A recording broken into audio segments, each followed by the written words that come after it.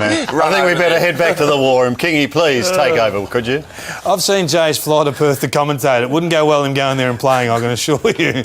It's just not quite right, Jace. That's a lie.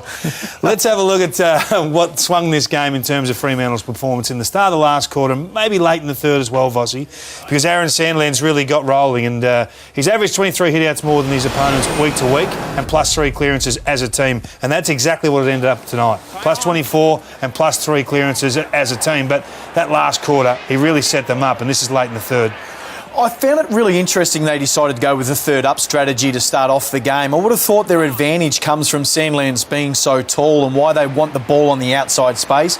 Maybe because they know Sydney's strength on the inside there, but you can see that if they can just resource the ground level and they can get enough numbers around the football, Sandilands is good enough and tall enough to be able to put it in any direction they want to. So it was a little bit surprising they went with the third-up strategy as opposed to the ground-level strategy. 17 hitouts to advantage. I can't remember seeing a number like that for the game, and 7 in one quarter. 7 hitouts to advantage in the fourth quarter.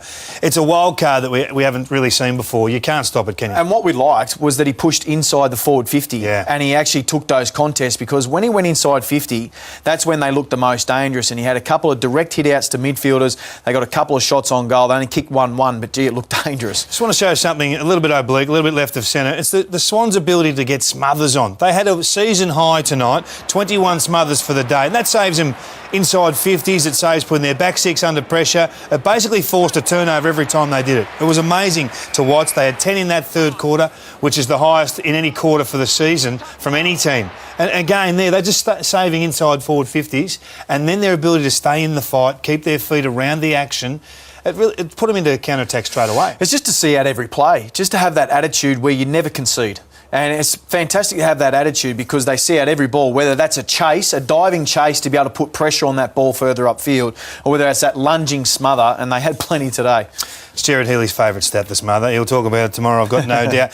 I want to point out something with the free kicks. Across the course of the season, people say, oh, the umpiring's this, it's that, and there's certain free kicks that should be paid and shouldn't be paid. There is a home ground advantage with free kicks. You look at New South Wales.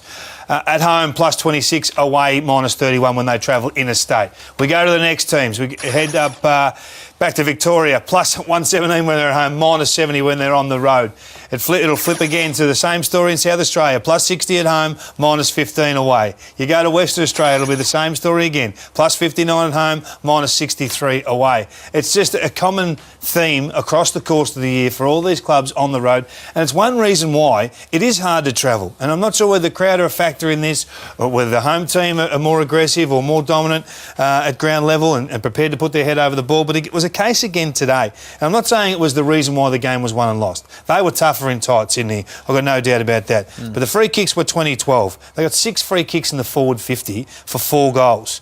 The Fremantle Football Club got 1 free kick in the forward 50 for 1 goal. Now, I'm not saying the umpires had a major factor in the game, but it's a reality that on the road, it's impossible to win the tally. Yeah, and you've managed to get every Richmond supporter on their couch already standing up. So with Port v Richmond coming up, we know tomorrow. But I mean, that's why you seek every single advantage you can in the finals, because when you're in the top 4, being able to get the best position you possibly can to get that home final, that's how significant it is. It might be just the little bits and pieces, the one contested play, the very biggest moment that needed, that one contested ball that you win, or it's the free kicks. So if that is a stat and that goes in their favour, well, that's the advantage you need, and it gets you a grand final. Fair enough. It's a huge stat and another way to work Richmond into a bad day, Sandy. You've done well, Kingy. Thank you for that. Of course, the War Room brought to you by Microsoft.